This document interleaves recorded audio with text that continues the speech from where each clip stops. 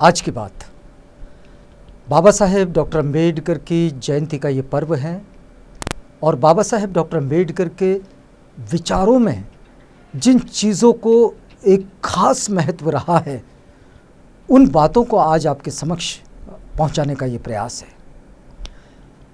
बाबा साहेब के आंदोलन के केंद्र में कुछ खास बातें रही हैं।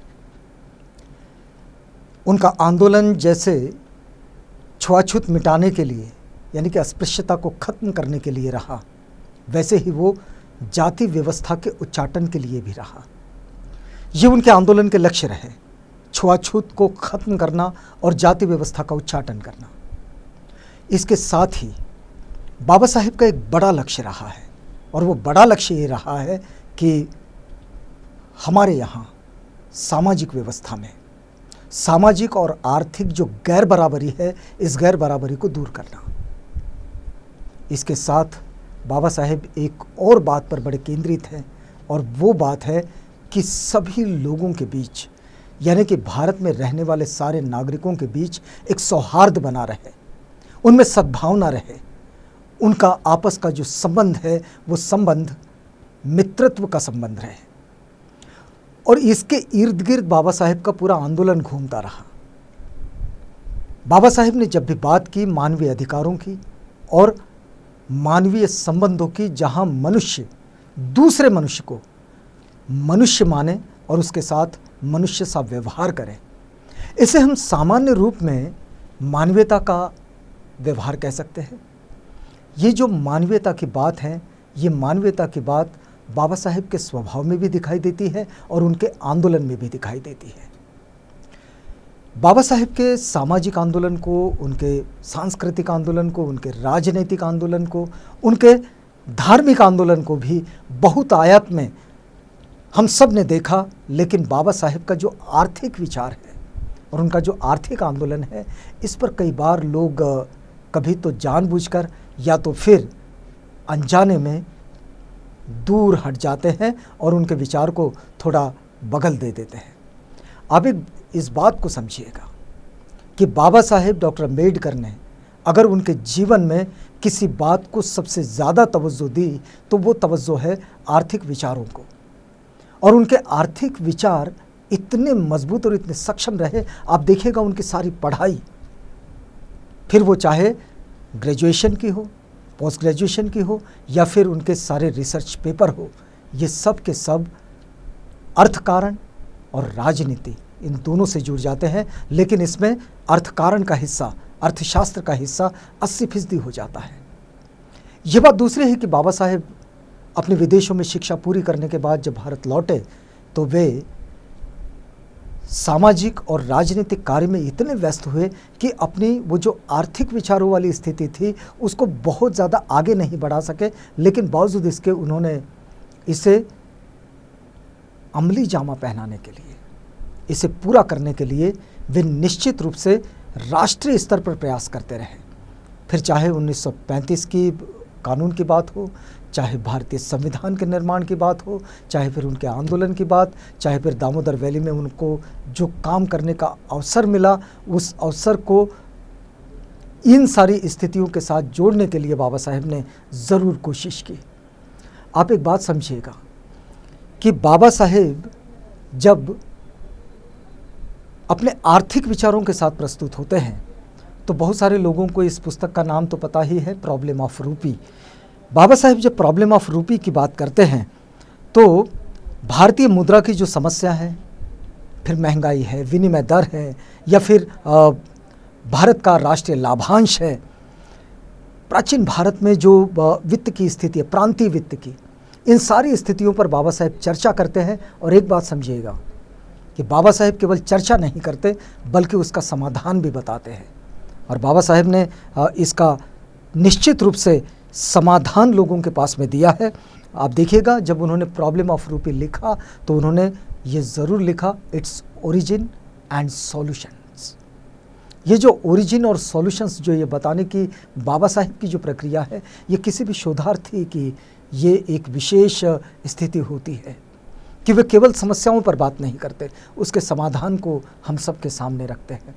बाबा साहेब ने जब आर्थिक विचारों की बात की बहुत सारे लोगों को ये पता है कि बाबा साहेब ने राज्य और समाजवाद, ये जो स्टेट्स एंड माइनॉरिटीज़, ये उनका जो बड़ा महत्वपूर्ण प्रबंध है, दरअसल ये एक डिमांड चार्टर था। इसको बाबा साहेब ने कॉन्स्टिट्यूशनल कमेटी के सामने रखना चाहा। उस वक्त के राष्ट्रपति डॉक्टर राजेंद्र प्रसाद को इसका एक प्रति भी इसकी उन्होंने भेजी थी। उद्देश्य क्या है? बाबा साहेब भारत को किस स्थिति में बदलता हुआ देखना चाहते हैं, बाबा साहेब देश को किस स्थिति में देखते हैं। अगर बाबा साहेब देश के विकास के प्रति चिंता करते हैं तो बाबा साहेब एक बात पर बहुत मजबूती से आकर खड़े हो जाते हैं, क्योंकि बाबा साहेब की सोच ये सिर्फ किताबी सोच नहीं है, बल्कि उनकी सोच जो है वो व्यावहारिक सोच है। बाबा साहेब बड़े स्पष्ट रूप में मानते हैं कि हमारे यहाँ भूमि व्यवस्था के बदलाव में देरी होना यही सबसे बड़ा कारण है कि भारत में जो ग्रामीण जनजीवन है वो बहुत पिछड़ा बनकर रह गया, और वो पिछड़ता चला जाता है। उसके पीछे यही कारण है कि हम भूमि सुधार पर बहुत ज़्यादा काम नहीं करते। इसका मतलब ये नहीं है कि वो जो 3 कानून अभी अभी हमारे यहाँ चले आए थे जिसका किसानों ने विरोध किया, नहीं। बाबा साहेब की योजना है, बाबा साहेब जैसे भूमि सुधार की बात करते हैं, कृषि की बात करते हैं, उसके साथ साथ एक और बात भी जोड़ देते हैं, उद्योगों का आधुनिकीकरण और बड़े बड़े उद्योगों की स्थापना, ये भी बात करते हैं। लेकिन इसमें वे पूंजीवाद के साथ हो जाते हैं, ऐसा नहीं है। आज हम क्या देख रहे हैं? आज की स्थिति यह है कि धर्म के कांधे पर बैठकर पूंजीवाद राजनीति के साथ हमारी समाज व्यवस्था का हिस्सा बन गया है। बाबा साहेब इसकी बात नहीं करते, और इसलिए बाबा साहेब स्टेट सोशलिज्म की बात करते हैं। ये जो स्टेट सोशलिज्म है, राज्य समाजवाद, तो राज्य समाजवाद का एक बहुत बेहतर खाका उन्होंने उनके स्टेट्स एंड माइनॉरिटीज़ में लिख कर रखा है। आपको वक्त मिले तो आप ज़रूर पढ़िएगा। हम उसकी पूरी बात तो नहीं बताएंगे कि Baba Saheb states and minorities में क्या चाहते हैं, लेकिन बड़ी मोटी बातें बताएंगे आपको। बाबा साहेब बड़े ही दूरदर्शी रहे हैं। बाबा साहेब कहते हैं कि ज़मीन तो रहेगी, लेकिन उस पर बिना किसी भेदभाव के सामूहिक खेती होनी चाहिए। आज हम कहीं कहीं थोड़ी थोड़ी बात सामूहिक खेती की कर लेते हैं, उतरी नहीं है ज़मीन पर ये बात, ग्राउंड पर ये स्थिति नहीं है। लेकिन बाबा साहब कहते हैं कि ज़मीन तो रहेगी, लेकिन बिना किसी भेदभाव के सामूहिक खेती होनी चाहिए, और राज्य के अधीन सारे उद्योग होने चाहिए जिसे सरकार चलाएगी, उत्पादन करेगी। राज्य स्वयं बीमा कंपनी की ओर बीमा कंपनियां चलाए, और राज्य में बीमा जो है वो सख्ती से लागू किया जाए, फोर्सफुली।